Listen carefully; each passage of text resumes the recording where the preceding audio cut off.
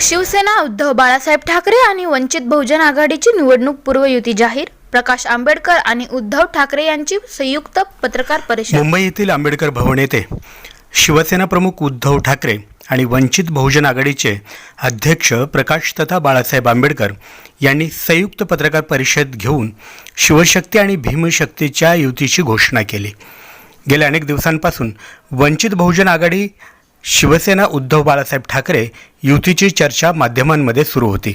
अखेर आज या युतीची अधिकृत घोषणा शिवसेना प्रमुख उद्धव ठाकरे आणि वंचित बहुजन आघाडीचे अध्यक्ष प्रकाश तथा बाळासाहेब आंबेडकर यांनी केली.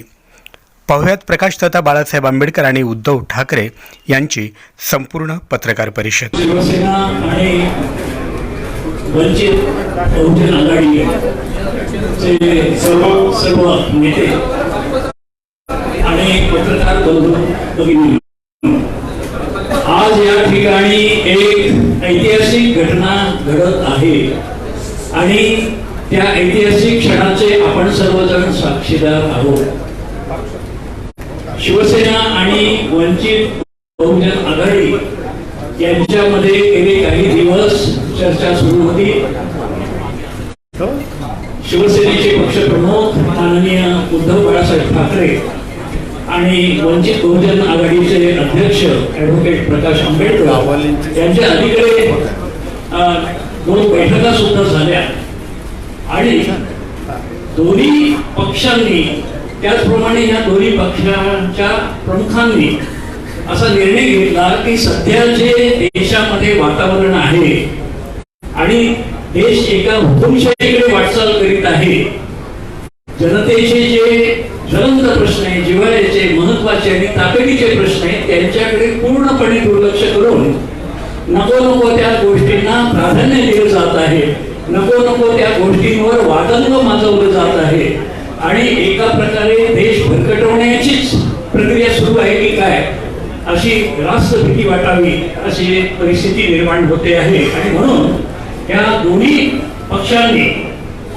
आपल्या देशाच्या भवितव्याचा विचार करून, राष्ट्रप्रथम याचा विचार करून एकत्र यायचं ठरवलंय आणि जे काही पुढे संकट वाढून ठेवलेलं आहे किंवा ज्याचे संभाव्य संकट म्हणता येईल, त्याला रोखण्यासाठी ह्या दोन्ही शक्तींनी एकत्र येण्याची नितांत आवश्यकता लक्षात घेऊन आज आता हे युतीची घोषणा करण्यासाठी ह्या दोन्ही पक्षांचे हे 2 प्रमुख नेते माननीय उद्धव ठाकरे आणि माननीय प्रकाश आंबेडकर हे आज या व्यासपीठावरून आपणाला आपल्या मार्फत सर्व महाराष्ट्र आणि देशाला संबोधित करणार आहेत. आपण सर्व पत्रकार बंधू भगिनी आणि हे दोन्ही नेते यांच्यामध्ये अधिक जास्त वेळ घेत नाही. मी विनंती करतो की आता या पत्रकार परिषदेची सुरुवात करावी.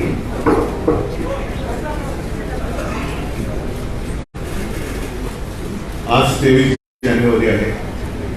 हिंदू हृदय सम्राट शिवसेना प्रमुखांचा जन्मदिवस आणि मला एका गोष्टीचं समाधान आहे, आनंद आहे की ज्या एका स्वप्नाची महाराष्ट्रातील जनता आतुरतेने वाट पाहत होती, यापूर्वी सुद्धा हा प्रयत्न झाला होता, नाही याच्यात भाग नाही, पण प्रकाशजी आणि आम्ही आज पहिल्या प्रथम एकत्र एका व्यासपीठावरती आणि पुढची वाटचाल एकत्र करण्यासाठी म्हणून या वास्तूमध्ये आलेलो आहोत.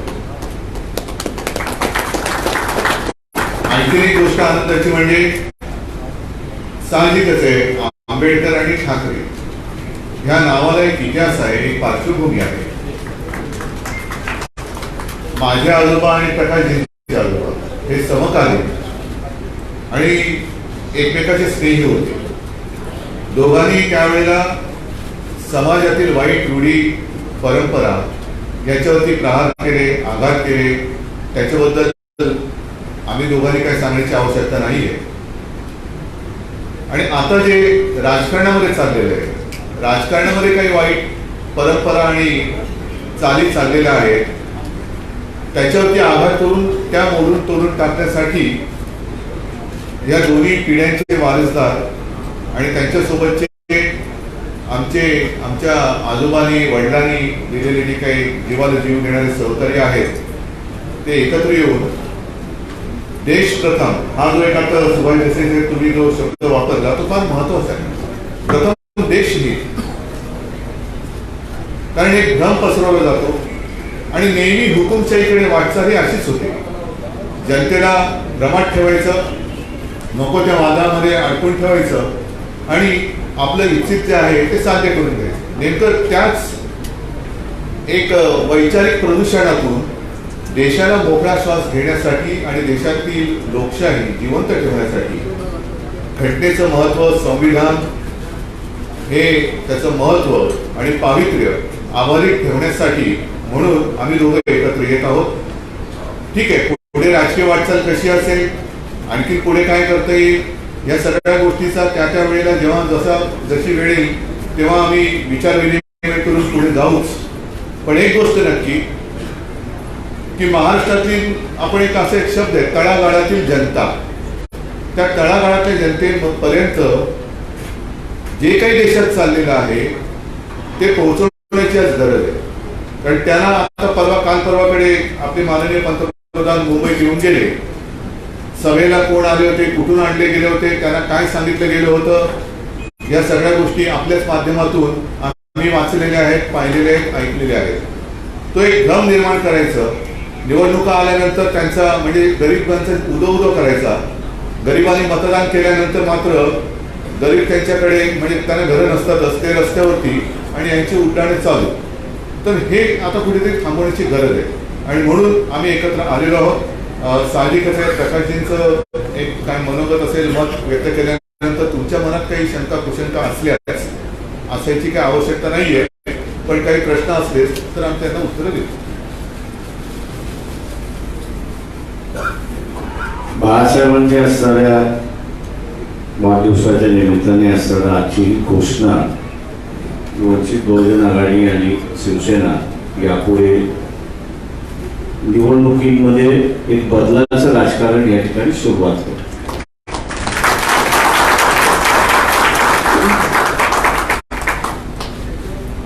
जनता दलाचं असणारं कोणीही आजही त्याचा जाहीरनामा आपण जर काढला तर त्या जाहीरनाम्यामध्ये शेवटचं असणारं एक कॉलम होतं आणि ते म्हणजे आम्ही मंडल कमिशन त्या ठिकाणी लागू आणि दुर्दैवाने जनता दलाचा पक्ष जो आहे तो त्या मंडल कमिशनवरतीच पडला अशी असणारी परिस्थिती.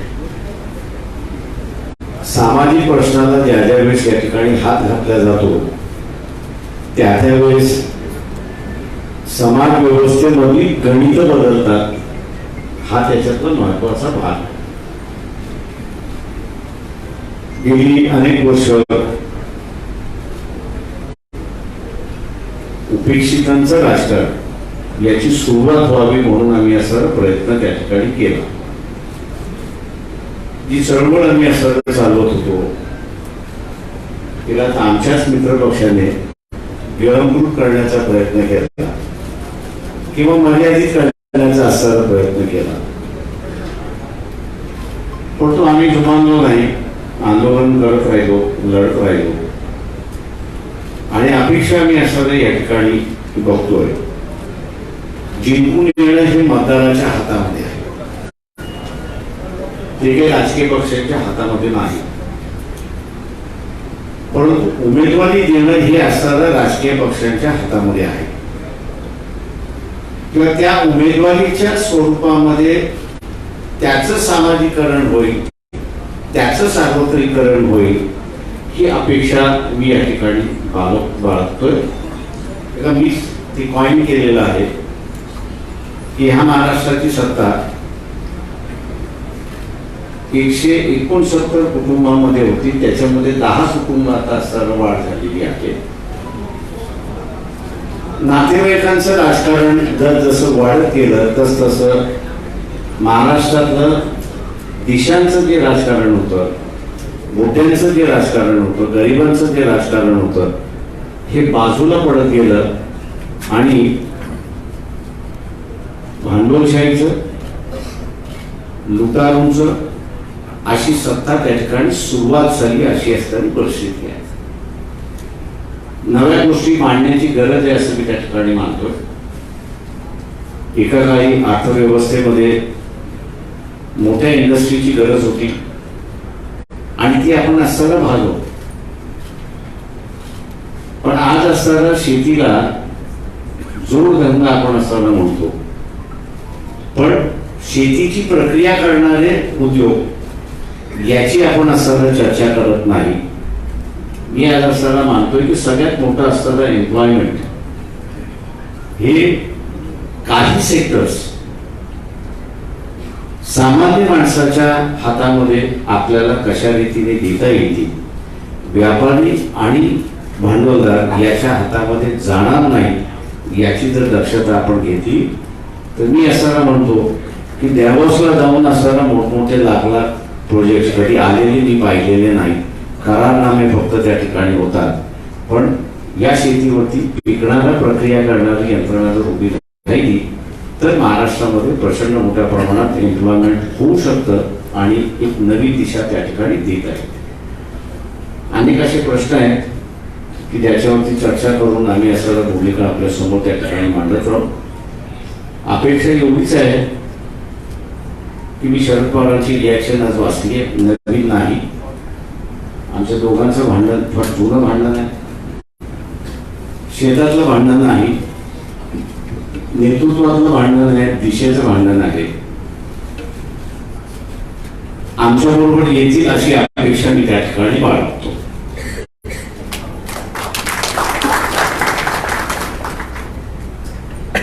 कारण हा लढा मी एका वेगळ्या मार्गाने बघतो. नरसिंहराव ज्यावेळेस पंतप्रधान झाले आणि VP सिंग आणि चंद्रशेखर गेले त्यावेळेस मी खासदार झालो. आमचा पहिला असणारा आवाज होता त्यावेळेस टेलिकॉम मंत्री जे होते त्यांच्या विरोधात. 15 दिवस आम्ही असताना सभागृह बंद केलं. नरसिंहरावांचे असताना चांगले संबंध होते म्हणून त्यांनी महिन्याभरानंतर बोलून घेतलं आणि विचारलं की तुम्ही काय केलं. म्हटलं आंदोलन केलं.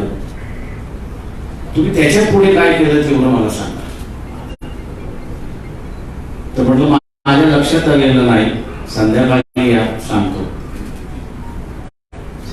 आणि संध्याकाळी बसल्यानंतर त्यांनी असताना सांगितलं की अशा रीतीने तुम्ही असताना चालवत गेला तर पॉलिटिकल लिडरशिप ह्या देशामध्ये तुम्ही संपवणार. आज दुर्दैवाने मी असताना जी बघतोय की त्या काळी नंतर आम्ही असताना त्या सगळ्या गोष्टी थांबून व्यवस्थितरित्याने असताना मांडण्याचा प्रयत्न केला. पण आज ईडीच्या मार्फत या देशातलं पॉलिटिकल लिडरशिप संपवण्याचा असताना भाग त्या ठिकाणी चाललेला आहे. त्याने खरंच आरोप केला असेल, खरेच पैसे काढले असेल तर त्यांच्या कोर्टात घेऊन जा, केसेस चालवा आणि जेलमध्ये टाका. पण कोर्टात जायचं नाही, जेलमध्ये चालवायचं नाही आणि फक्त लिडरशिपवरती असताना जो आक्षेप घेण्याचा असणारा भाग आणि कॅरेक्टर एसिग्नेशन करण्याचा जो भाग चाललेला आहे तो सगळ्यात मोठा डेंजरस मी असताना त्या ठिकाणी मानतो. आपण कोणीही अमरपट्टा घेऊन आलेलो नाही. एक दिवस आपलाही असताना अंत होणार आहे, तसा नरेंद्र मोदी यांचाही अंत होणार आहे. त्यांच्या पक्षामध्ये त्यांनी लिडरशिप, दुर्दैव मी असं म्हणेन की त्यांनी त्यांच्या पक्षामध्ये सुद्धा लिडरशिप संपवलेली आहे, वरती येऊ दिलेली नाही. मला अनेक मंत्री त्यांच्यातले असताना भेटतात आणि सांगतात की आम्ही असताना फक्त फायली उचलून घेऊन जायच्या आणि काढायचं एवढंच आमच्याकडे कामकाज राहिलेलं नाही. बाबासाहेबांनी असताना एकदा म्हटलं होतं क्रायसिस मध्ये पॉलिटिकल लिडरशिप ही डेव्हलप होत असते आणि एखादी आता असताना क्रायसिस या ठिकाणी डेव्हलप झाली तर मला कुठेही नॅशनल पॉलिटिकल लिडरशिप त्या ठिकाणी दिसत नाही. आणि म्हणून स्टेटमेंट आम्ही जे काढलेलं आहे त्याच्यामध्ये राष्ट्र हा सगळ्यात महत्वाचा असा मी त्या ठिकाणी मानतोय. ती पॉलिटिकल लिडरशिप असताना डेव्हलप झाली पाहिजे, तिला उभारली पाहिजे, तिला प्रोटेक्शन दिलं पाहिजे आणि ते करण्याचा आम्ही असताना कटिबद्ध या ठिकाणी आहोत. महाराष्ट्रात असेल, महाराष्ट्राच्या बाहेरच असेल, जे जे प्रादेशिक पक्ष आहेत आणि प्रादेशिक पक्ष स्वतःचं लिडरशिप आणि स्वतःचं संघटन उभं करणार असतील तर त्यांना आमच्याकडून नेहमीच मदत राहील, पाठिंबा राहील आणि त्यांच्या प्रयत्नामध्ये आम्ही असा जेवढा हातभार घालता येईल तेवढा हातभार आम्ही या ठिकाणी घालू. महाराष्ट्राचं एक नवीन ज्याला म्हणता येईल की कार्यक्रमावरती, विकासावरती आपण आणलं पाहिजे अशी असणारी जी परिस्थिती आहे ती निश्चितपणे आम्ही दोघं मिळून या ठिकाणी आणण्याचा प्रयत्न करू. आणि राजकारण हे मुद्देशीर आणि विवेक आणि नीतिमत्तेवरती येईल एवढं बघण्याचा आम्ही प्रयत्न करू. एवढं मी आपल्या समोर सांगतो आणि थांबतो. आपण विचार. मी माईक तुमच्याकडे फिरवतो. मी माईक फिरवतो आणि पोहोचवा द्या. अरे ते बोलतात ना. महाविकास आघाडी सोबत बाळासाहेब आले अशी आहे फक्त शिवसेनेबरोबर बाळासाहेब आले कारण ते बाळासाहेब अन्य दोन्ही पक्षावर ते आता असणारं जे आहे ते आम्ही दोघंच एकत्र आलेलो आहोत. काँग्रेसने त्याला अजून असणारा स्वीकारायचा आहे, स्वीकारतील अशी मी अपेक्षा करतो. मी मगाशी म्हणालो की शरद पवारांचा आणि आमचा असणारा फार जवळचं शक्य होतं. किती होतं हे तुम्हाला सगळ्यांना माहिती आहे, पण या आघाडीमध्ये ती येतील अशी आम्ही असणारा अपेक्षा करतो किंवा त्यांना असणारा आम्ही विनंती करू. एक मिनिट, माझं उत्तर थांबा ना. त्यांच्या प्रश्नाला प्रकाशजींनी उत्तर दिलेले आहे. प्रकाशजी, आपण आपले आणि राष्ट्रवादी किंवा पवारसाहेबांबरोबरचे संबंध सांगितले. आमचे सुद्धा 3 वर्षापूर्वीपर्यंत कसे संबंध होते हे जगजाहीर आहे. परंतु ज्या वेळेला आमच्याही असं लक्षात आलं की फसवणुकीचं राजकारण सुरू होत आहे त्यावेळेला आम्ही निर्णय घेतला. तसं काँग्रेस आणि राष्ट्रवादी आणि शिवसेना हे 3 पक्ष एकत्र येतील का, एकत्र कसे येऊ शकतील, एकत्र आल्यानंतर आमच्यावरती सुद्धा फार वाईट विचित्र आरोप झाले. पण त्या सगळ्या आरोपांना आणि आरोप करणाऱ्यांना राजकारणात आम्ही उरून उरलो आणि जवळपास 2.5 वर्ष हे सरकार, महाराष्ट्र महाविकास आघाडीचं सरकार आपण यशस्वीपणाने चालवलं. मुळामध्ये हेतू चांगला असेल तर सगळ्या गोष्टी पुढच्या चांगल्या होतात. आणि मी मुद्दामून आपल्यासमोर माहिती देऊ इच्छितो की असं काही नाही आहे की काल रात्री आम्हाला स्वप्न पडलं की चला आपण एकत्र येऊया आणि आज आम्ही एकत्र आलो. यापूर्वी सुद्धा आमच्या काही बैठका झालेल्या आहेत, चर्चा झालेली आहे. काँग्रेस बरोबर सुद्धा चर्चा झालेली आहे, अगदी राष्ट्रवादी बरोबर सुद्धा चर्चा झालेली आहे. आणि महाविकास आघाडीमध्ये आपण येण्यासाठी कोणाची तशी काही ना आहे असं काही दिसलेलं नाही. एक गोष्ट नक्की की काँग्रेस, राष्ट्रवादी आणि शिवसेना हे 3 पक्ष एकत्र आल्यानंतर 3 पक्षांचे काही मित्र पक्ष आहेत. मग आमचं असं ठरलं की महाविकास आघाडीमध्ये ज्या त्या पक्षांनी आपापल्या मित्र पक्षांचं हित सांभाळायचं आणि एकूण जर आपण एकत्र आलो नाही तर मग वैयक्तिक युतीला काय फायदा आहे. वैयक्तिक म्हणजे 2 पक्षाची युती केली आणि महाविकास आघाडीमध्ये काहीतरी 3 तिघडा असं करून ठेवलं तर मग या भारत किंवा देश प्रथम हा जो काही सामायिक हेतू आहे त्या हेतूलाच तडा जातो. आणि म्हणून मला असं वाटतं की प्रकाशजी, तुमची आणि आमची शिवसेना आणि दलित वंचित आघाडीची युती तर झालीच आहे, पण त्याचबरोबर आपण महाविकास आघाडीचे सुद्धा एक घटक पक्ष म्हणून पुढे वाटचाल करायला कोणाची काही हरकत नाही. हा प्रश्न आहे की आज शिवशक्ती न्यू शक्तीची घोषणा झाली आहे.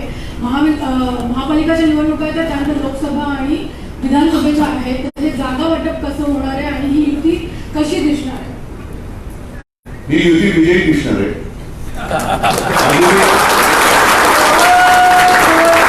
अजूनही निवडणुका जाहीर झालेल्या नाहीत. आम्ही तर सांगतोय पहिल्या दिवसापासून निवडणुका घ्या, हिंमत असेल तर निवडणुका घ्या. हे माझं त्याही वेळेचं आव्हान, जेव्हा आमची युती नव्हती तेव्हापासूनचं आव्हान आज सुद्धा कायम आहे. लवकरात लवकर ह्यांनी निवडणुका घ्याव्याच. मग जागा वाटप काय असेल, कसं काय असेल तो प्रश्न आमचा आहे. आम्ही तो विचार केल्याशिवाय का आम्ही एकत्र आलो नाही. पण आज सुद्धा माझं तुमच्या सगळ्यांच्या माध्यमातून या गद्दारांना म्हणा आणि त्यांच्या गद्दारांच्या राजकीय बाबदाऱ्यांना आव्हान आहे की हिंमत असेल तर लवकरात लवकर निवडणुका घ्या. आपण ज्याप्रमाणे म्हणतात की काँग्रेस आणि राष्ट्रवादी सोबत आहे, राष्ट्रवादीविषयी प्रकाश आंबेडकर साहेबांनी बोलले, परंतु काँग्रेसची जी महाराष्ट्र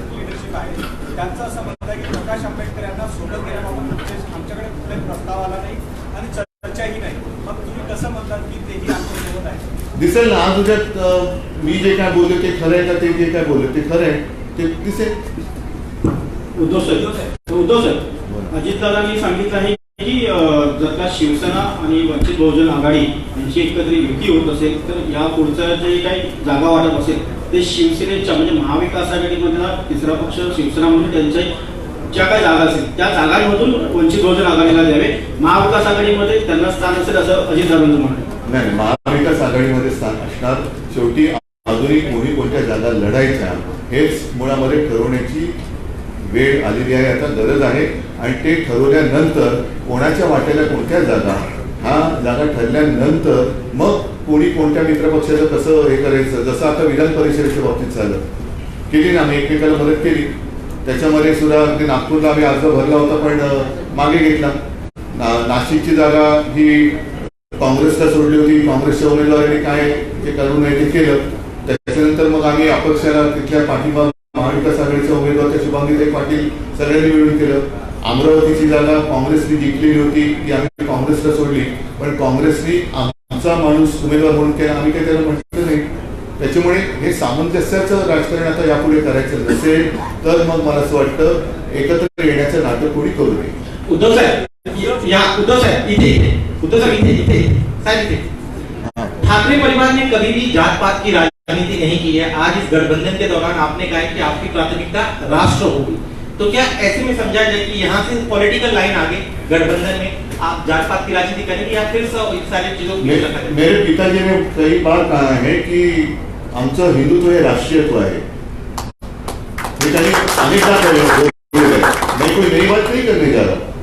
अगर नई बात में करता तो बात अलग थी, लेकिन मैंने जो मेरे पिताजी ने कहा है वही बात मैं दोहराता हूँ और उसी राह पर हम चले गए. और इसके आगे जाकर मैंने कहा कि पिताजी ही क्यों, मेरे जो दादाजी थे और हमारे दोनों के दादाजी, उन्होंने उस वक्त जो हमारे धर्म में पूरी कुछ हाँ थोडे हिंदी माझं हा एक आता फायदा होणार आहे मला. गलत प्रथाएं थी उसका विरोध किया. तो हमेशा देश हित सबके सामने, पहिले देश नहीं रहेगा तो हम क्या रहेंगे.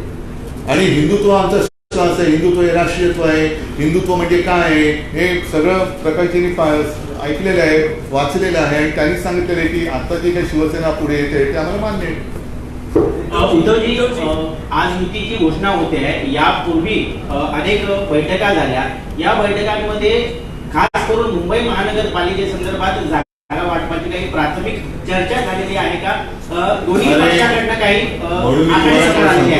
हे असे सगळे प्रश्न तुम्ही विचारण्यापेक्षा माझं पुन्हा एकदा या सरकारला आव्हान आहे, हिंमत असेल तर निवडणुका घ्या. मग आमच्या युतीचा जागा वाटप काय झालेला आहे, कसं झालेलं आहे, चर्चा काय झालेली आहे ते तसं करण्यापेक्षा आम्ही लढून जिंकूनच टाकू ना. उद्धवजी, आपण म्हणाला की वंचित बहुजन आघाडी महाविकास आघाडीत यावं यासाठी म्हणजे त्याची काही हरकत नाही, पण शरद पवार आणि प्रकाश आंबेडकरांचे जे संबंध पाहतात हे संबंध सुधारावे यासाठी आपण व्यक्तिशः काही नक्कीच करणार ना. म्हणून मी तर असंच म्हणेन की त्यावेळेला आम्हाला गृहीत धरून राजकारण केलं गेलं होतं 1-2-3 वर्षापूर्वी की शिवसेना काँग्रेस सोबत जाऊ शकत नाही, शिवसेना राष्ट्रवादी सोबत जाऊ शकत नाही. त्याच वेळेला मला असं सांगण्यात आलं की बघा राष्ट्रवादी बरोबर चाललंय, पवार साहेबांचं लौकिक तुम्हाला माहिती आहे, तरी पण दगा देतील. हे मी ज्याने भाषणात सांगितलेलं आहे. मी त्यांच्याकडे बघत राहिलो आणि माझ्याच लोकांनी दगा दिला. म्हणजे एकूण जे राजकारण चाललेलं आहे की आता दुसऱ्याचं घर फोडून स्वतःचं घर सजवणारी अवलाद जी सत्तेवरती येऊ बघते ती दाढून टाकण्याची आज गरज आहे. आणि त्याच्यासाठी गरिबांचा आणि सगळ्यांचा जे धर्मनिराश झालेला आहे तो दूर करण्याचं लावतो. माझा प्रश्न प्रकाश आंबेडकर साहेबांना आहे. बाळासाहेब, आता उद्धव साहेबांनी त्यांच्या हिंदुत्वाबद्दल सांगितलं ना, आतापर्यंत शिवसेना आणि वंचित बहुजन आघाडी किंवा प्रामुख्याने हिंदुत्वाचा मुद्दा होता. उद्धव साहेबांच्या जे हिंदुत्व सांगितलं सर त्याच्याबद्दल तुमचं काय म्हणणं आहे? ते स्वीकार्य असेल का वंचित बहुजन आघाडीला? ते मी मागे त्या दिवशी म्हणालो होतो की प्रबोधनकारांचं जे हिंदुत्व होतं आणि त्यांनी असणारं जे चाललेलं होतं त्याच्यावरती चालण्याचा असणारा भाग शिवसेनेचा असल्यामुळे समाज सुधारण्याची गरज जी होती ती तुम्हाला असणारा काही वेळेस कडवटपणाने घ्यावी लागते आणि ती प्रबोधनकारांनी घेतली. त्याच्यामुळे ती लाईन सुरुवात राहील असं मी अगोदरच आम्ही ठरवलं असल्यामुळे ती लाईन पुढे जाईल आणि हळूहळू आपल्याला दिसण्यात येईल की कशा पद्धतीने जायचं. निगेटिव्ह राजकारण जे आहे हिंदुत्वाचं सध्या RSSचं आणि BJPचं, द्वेषाचं जे आहे की आम्ही ख्रिश्चनांच्या विरोधात, आम्ही मुसलमानांच्या विरोधात आणि म्हणून सगळ्यांनी एकत्र या, असं जे आहे याच्यापेक्षा समाज व्यवस्था एकत्र कशी आली पाहिजे, कुठच्या मुद्द्यांवरती आली पाहिजे, ती कशा पद्धतीने येईल याची असणारी मांडणी आम्ही करत जाणार आहोत. देखा गया है कि जो गठबंधन होते हैं, शिवसेना के साथ जो गठबंधन वो हमेशा मातोश्री पर हमने देखे हैं. इस बार आप यहाँ पर आए हैं, क्या इसके पीछे? मैं कई दिनों से यहाँ आना चाहता था लेकिन कोई बुला नहीं रहा था मुझे. क्या बात है? त्यालाच अनुसरून असेल की एकंदरीत उशीर झालाय तर आंबेडकर तुमच्याकडून आता ते म्हटले की आम्हाला कोणी बोलायला नको. नाही, उशीर कोणत्याही गोष्टीला होत नसतं.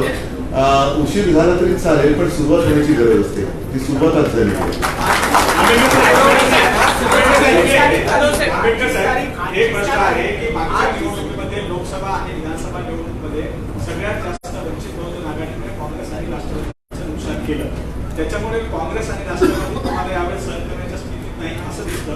त्यामुळे एक सेकंद, त्यांनी उत्तर देण्याच्या आधी गेल्या लोकसभेला आणि विधानसभेला यांनी नुकसान केलं असेल, पण आम्ही तर काँग्रेस आणि राष्ट्रवादीच्या विरोधातच लढलो होतो.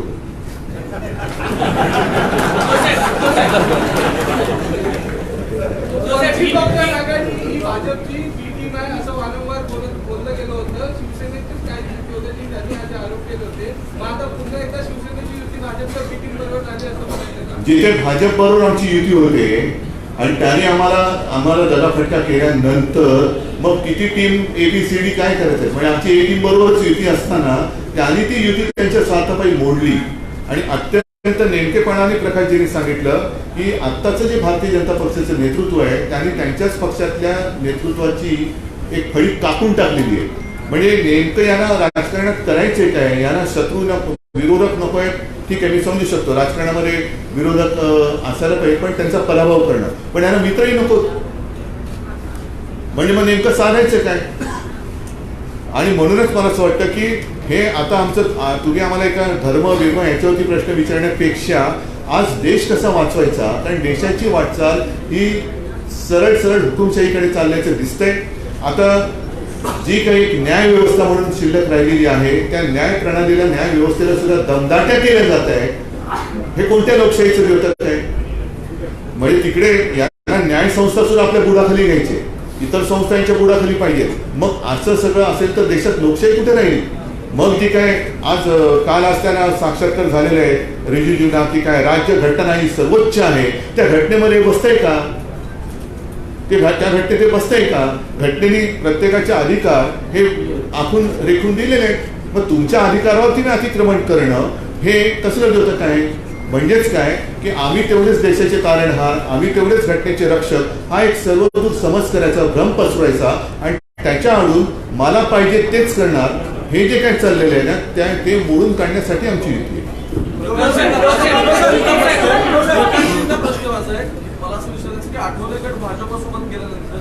कोण बोलतोय. अच्छा, खाली. हा, आम्हाला असं तळागाळाचे प्रश्न पडले. मला असं म्हणतं की आठवले गट भाजपसोबत केल्यानंतर आता कुठेतरी एक बॅलन्स ऑफ पॉवर मेंटेन करण्यासाठी रिमोट इक्वेशन्स एकत्र आणण्यासाठीची युती असं म्हणायचं. कोणाला प्रश्न आहे. मी आपला कोणाबरोबर गेलोच नव्हतो, मी आपले एकटंच लढत होतो. त्याच्यामुळे बॅलन्सिंग करण्याचा प्रश्नच राहिला नाही. त्याच्यामुळे आता असताना जो आहे ही पॉलिटिकल युती, सोशल युती असं आपण असं समजलं तर अधिक चांगलं होईल.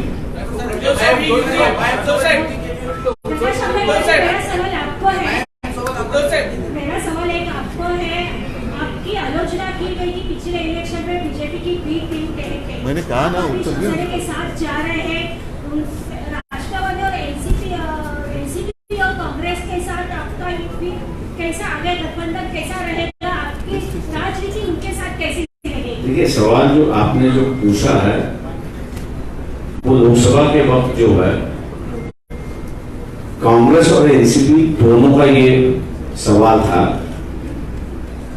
कि हम लोग कह रहे थे कि हम उनके साथ आने के लिए तैयार है, और हम लोग की मांग ये थी 12 लोकसभा की सीटें हैं कि जो एनसीपी और कांग्रेस 5 बार हारी हुई है, जो जीती नहीं है।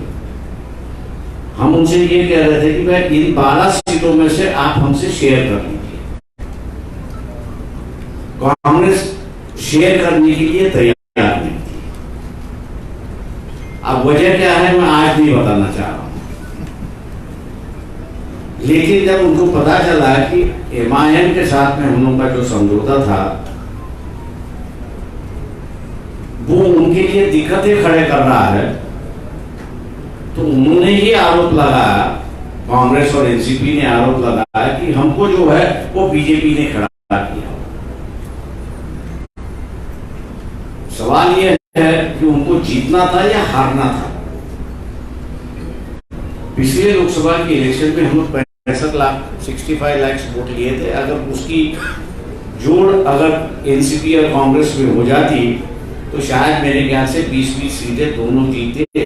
अब मेरे ख्याल से उसको पीछे छोड़ना चाहिए, जो बातें हो गई उसको हम लोगों ने भूलना चाहिए, नया रास्ता अपनाना चाहिए। और इसलिए मैं नया रास्ता अपनाने से कह रहा हूं कि जो डिक्टेटरशिप आ रही है, आज मैं लोगों से कह रहा हूं कि आज तक राजनीतिक पार्टी और राजनीतिक नेता ही आरोप कर रहे हैं कि डिक्टेटरशिप आ रही है।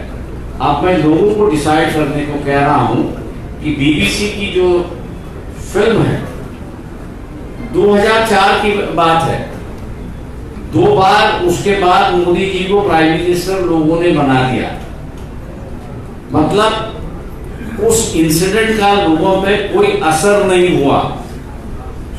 ये परिस्थिति होने के बावजूद भी आज 2022 में बीबीसी कुछ दिखा रही है तो हम उसको टॉलरेट नहीं कर रहे, हम उसको सहने के लिए तैयार नहीं है।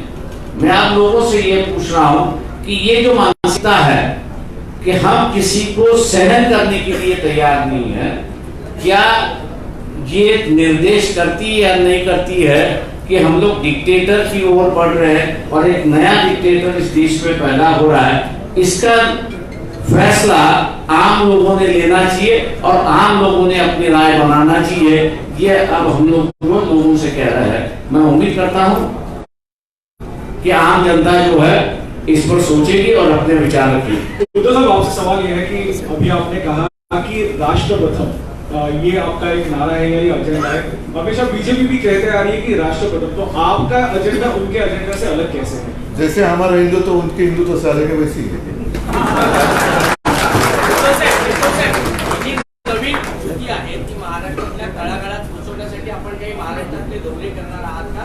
आणि दुसरा प्रश्न असा आहे की गेल्या महिन्याभरापासून तैलचित्राचा जो विषय आहे, तैलचित्र विधिमंडळात लावण्यात येणार, तर आपल्याला निमंत्रण आहे, आपण पाहिलं नाही, अशा वेगवेगळ्या गोष्टी बाहेर ऐकायला येतात, त्यावर आपलं काय मत आहे? एक पहिला मुद्दा असा आहे की मी स्पष्ट करू इच्छितो, आत्ता जे प्रकाशजींनी सांगितलं की नया रास्ता आणि त्याच्याबरोबर काँग्रेस आहे, राष्ट्रवादी आणि शिवसेना आहे, असे सगळे एकत्र आहेत आणि प्रकाशजी नया रास्ता म्हणतात, त्याच्याबरोबर नया रास्ता आणि नया रिश्ता, एक रिश्ते की नई शुरुआत हम करने जा रहे हैं। आणि ज्या काही भूतकाळात चुका झाल्या असतील त्या आता गाडून टाकून आपल्याला पुढे जाणं गरजेचं आहे, कारण नाही तर खरंच आज देशासमोर नेतृत्व कोण करणार हा मोठा प्रश्न आहे। आणि ती जी काही पोकळी तयार झालेली आहे ही पोकळी देशासाठी घातक आहे। आणि असंच जर काय या दिशेने राजकारण चालत आलं तर फार पूर्वी जे शिवसेना प्रमुख म्हणायचे की देशात अराजक येईल, तर देशाची अराजकाकडे ही वाटचाल तर सुरू नाही झाली, हा एक प्रश्न स्वतःला विचारण्याची गरज आहे।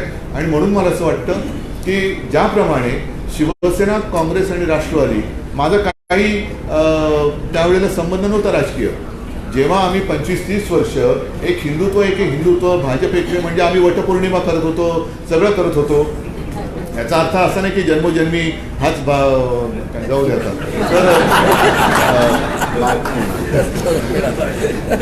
पण त्यांनी मात्र काही करायचं, त्यांनी PDP बरोबर बसायचं, त्यांनी यांच्या बरोबर जायचं, त्यांनी त्यांच्या बरोबर जायचं. म्हणजे आम्ही वटपौर्णिमा करतो आणि ते बाहेर खाली पणा करते, असं हिंदुत्व आम्हाला मान्य नव्हतं. आणि खरं हिंदुत्व काय आहे की ठीक आहे ना, आज मोहन भागवत आज म्हणजे आता मी दसऱ्याच्या वेळेत बोलवलं, मशिदीत जाऊन आले, हिंदुत्व सोडलं का त्यांनी? भारतीय जनता पक्षाने PDP बरोबर समझोता केला होता, हिंदुत्व सोडलं का त्यांनी? संघमुक्त भारत म्हणणाऱ्या नितीश कुमार बरोबर त्यांनी आता त्यावेळेचा चाललेला लालू आणि त्यांचा संसार मोडून घुसले होते. हे दुसऱ्याचा संसार मोडून त्याच्याबरोबर साठवलं करणं हे हिंदुत्व आहे का? तर ह्या सगळ्या गोष्टी आता खूप झाल्या. ते जे म्हणतील तेच खरं, हा एक जो भ्रम ते निर्माण करतात तो मोडून काढण्यासाठी आम्ही एकत्र आलेलो आहोत. आणि साहजिकच आहे, ज्या वेळेला एकत्र येऊन वाटचाल कशाला म्हणतात, ती वाट चालली पाहिजे. आणि त्याच्यासाठी महाराष्ट्रभर जिथे जिथे जाण्याची गरज असेल तिकडे मी जाणार.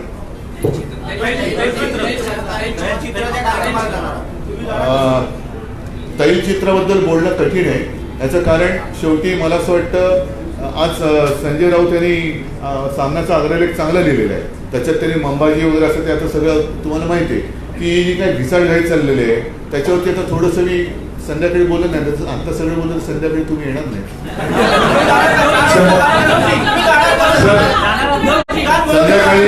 संध्याकाळी मी जाणार आहे, नक्की जाणार आहे. 5 वाजता रिगलच्या पुतळ्याच्या इकडे मी नक्की जाणार आहे. आणि त्याच्यानंतर 6 वाजता षण्मुखानंद हॉलमध्ये नक्की जाणार आहे. सर, नाशिक पदवीधर मतदारसंघामध्ये वंचित बहुजन आघाडीचे उमेदवार आहेत, तर त्यांच्याबद्दलचं काय स्पष्टीकरण? युतीचं जी आहे ती चर्चा आज जाहीर झाली अशी असणारी परिस्थिती आहे. इलेक्शन जे आहे ते अगोदर सुरुवात झालेलं आहे. तेव्हा पॉलिटिकल पार्टीजनी आपापल्या असणाऱ्या भूमिका घेतलेल्या आहेत. त्या इलेक्शनमध्ये आणि आजच्या याच्यामध्ये फरक असं मी त्या ठिकाणी मानतो. ते इलेक्शन तसेच चालत राहतील.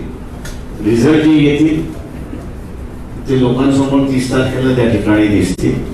पण याच्या पुढची जी वाटचाल मी जसं म्हणालो, एक नया रास्ता म्हणून जो आहे तो आपल्याला त्या ठिकाणी दिसेल. उद्धवजी अलीकडे पंतप्रधान मुंबईत आले होते आणि हजारो कोटी प्रकल्पांची भूमिपूजन झाली.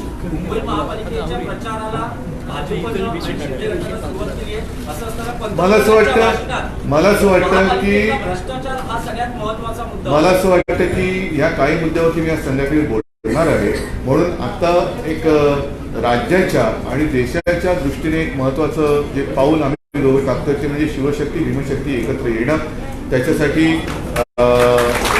देशाचा विकास करणं साहजिकच आहे. याचा अर्थ आम्ही कोणी काही धर्म सोडून कुठे काय पुढे जाणार आहोत अशातला भाग नाही. पण देश हा आमचा धर्म आहे, माणुसकी आमचा धर्म आहे. त्यांनी जो काही धर्म स्वीकारलेला आहे, माझा धर्म जो काय आहे तो त्याच्यात एकमेकाच्या आड कुठे न येता दोन्ही धर्म आणि त्यातल्या वाईट रूढी परंपरा दूर करण्याचं काम मी मागाशी सांगितलं की दोघांच्या आजोबांनी केलं. तीच वाटचाल आम्ही यापुढे करत राहू. ठीक आहे, मला असं वाटतं आपण